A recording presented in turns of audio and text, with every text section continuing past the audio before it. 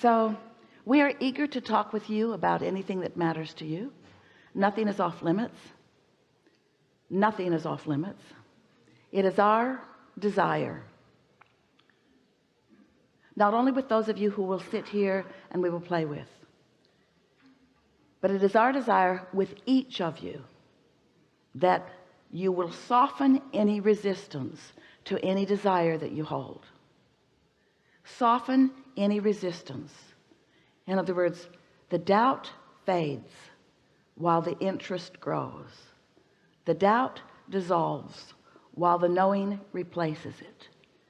And the result of that is satisfaction. The result of that is a feeling of love, but love is another word that we can't say to you very much, because every time we say it, you think we mean what you mean. We don't use the word God either, because you've got that all sort of mixed up. There are so many things that you perceive that we understand why you perceive them, because you've been basing your perception on watching the behavior of others and even the behavior of yourself. But again, we want to emphasize that's old news. How anything is happening, how anything is behaving, what's going on anywhere with anyone is old news. So whenever you look at old news, do you know what old news is meant for? Old news is intended by you to be the bouncing off place to the new idea, because it is the new idea in the making that is the greatest satisfaction of life. To have an idea of something that you desire and not be killing it with your doubt is the most delicious state of being. And then to witness universal forces, call it God force if you must, universal forces joining with your flowing of energy toward the gathering of the cooperative components for the results that you seek in terms of manifestation. Please understand, we are not in any way trying to divert your attention from manifestation. You came for manifestation because you are creators, and manifesting into physical form is the most delicious, most extended version of creation. You're not here without that which is non-physical. All that is non-physical is here with you on this leading edge, enjoying your manifestations. But non-physical is enjoying your manifestations in the making, while you are so often yearning for them to come out where you can see them. It would be paramount to putting a kernel of corn in the ground with your knowledge that if it is tended to, that it will become that full plant with ears of corn that you can then harvest and enjoy. But you're stomping on the kernels of corn so often, demanding that they come out before you have allowed them the season, the tending, the nurturing, the natural evolution and expansion of the desire. And we want to help you to feel the satisfaction factor in standing in the absence of the manifestation, but the knowledge of its becoming, so that you don't have to see it in order to believe it. You believe it because you know the process. You believe it because you understand your worthiness. You believe it because you believe in the goodness of all that is. You believe it because you have this knowledge that is coming forth from within, and because you have been practicing the art of allowing for a little while, even though you can't see it, you believe it, and then you'll see it. But if you demand that you must see it before you believe it, then you're going to be stuck in this dissatisfaction mode. And that is the reason that we are here visiting with you. We think you should be happy all day, every day. It is our knowing that you are pure positive energy, and we know the eagerness with which you came forth into this physical experience. And if in any moment of time you're not feeling satisfied, joyful anticipation of things that are unfolding, then that means you're pinching yourself off from the part of you that we are referring to as your inner being, who is right here enjoying this process of unfolding. You cannot separate yourself from your inner being and what your inner being knows and feel good at the same time. And your inner being knows everything that you have sifted and sorted through the knowing what you don't want and knowing what you do want, and the launching of the rockets of desire into this vibrational reality. Your inner being is there with you relative to all of those things. There is nothing that you cannot be or do or have, But if you could just not care about the manifestations as much as you feel about the satisfaction, the feeling of satisfaction as your creative juices are flowing, it would be like a sculptor who is so much more adoring the process of creating the sculpture than the sculpture that has been created. It's the process that gives you life, you see. And you got to sort of kind of know that, because every time, haven't you noticed, every time you ask for something and line up with it and it comes, isn't it very short-lived satisfaction in terms of it? Aren't you often running on something else again? Didn't your parents say to you, you're never satisfied?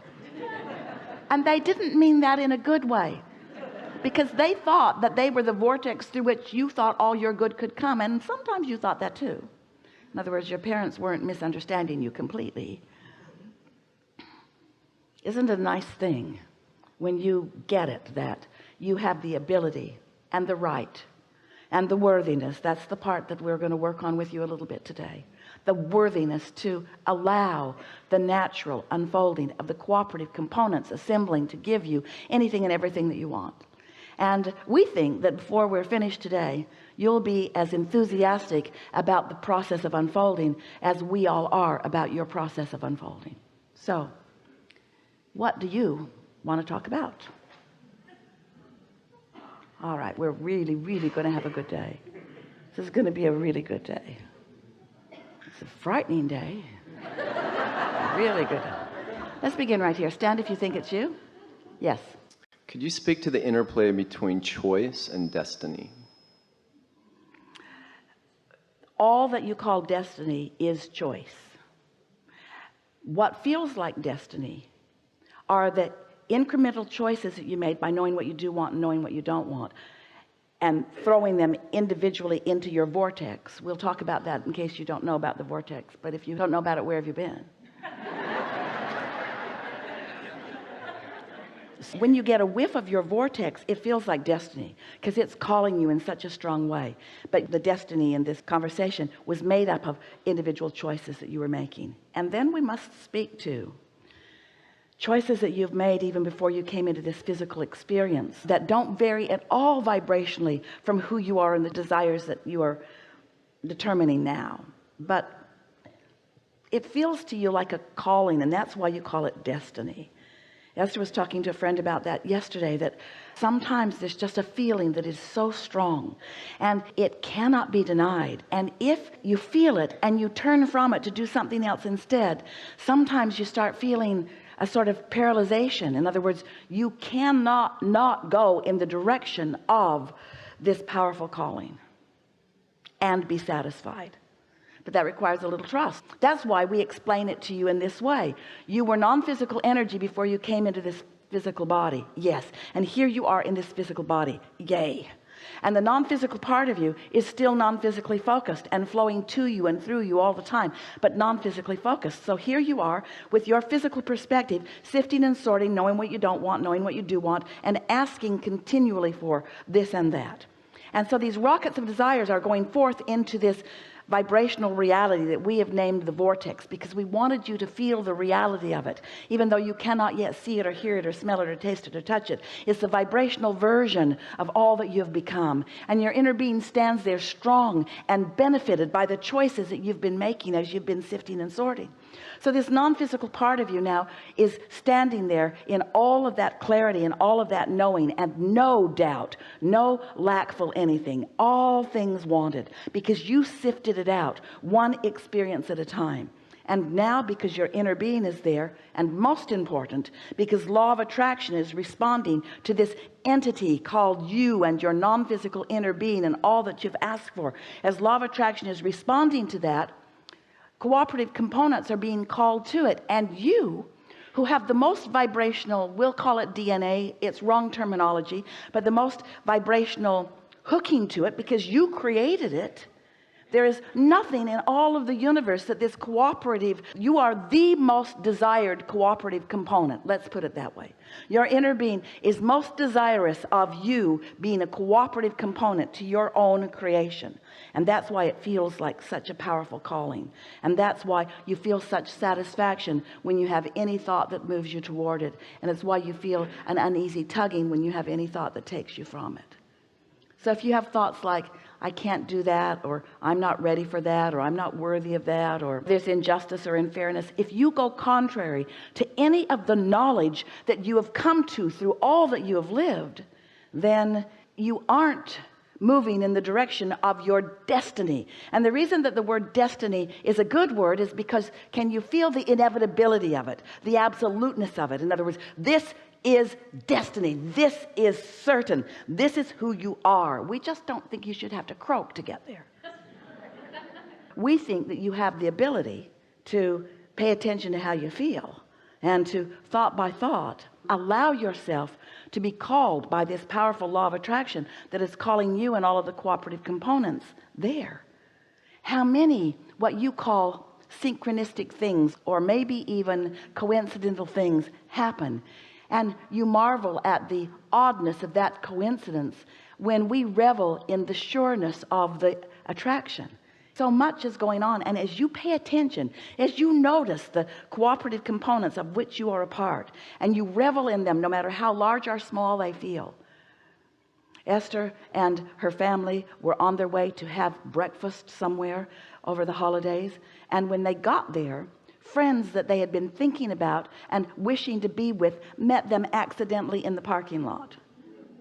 Not coincidental. Energy had been flowing and the orchestration was taking place, and each of them was inspired to be at that place at that time for the rendezvous that non-physical is orchestrating for you all day, every day. And then another event and another event and another event and another event, until in time you begin to understand that your destiny's got you. Your destiny has you, you see. Your destiny made up of individual choices. But you got to make the choice to want to feel good to even be anywhere near it. Is destiny a word like God that we can never speak to you again? Don't mess up the idea of destiny. Let it be your long-term intentionality that you are adding to every day of choices. Destiny couldn't exist if it were not for choices, and destiny couldn't be discovered, or you couldn't find your way to it if it weren't for the choice of wanting to feel good. There's no destiny that you have to think those thoughts. You have choices, free will in every thought that you think. But ultimately you'll end up in a really good feeling place for a minute, for a little while, because you'll jump right back in with both feet into more choosing, because choosing is what's necessary for eternity. Very good. Thank you. Mm-hmm.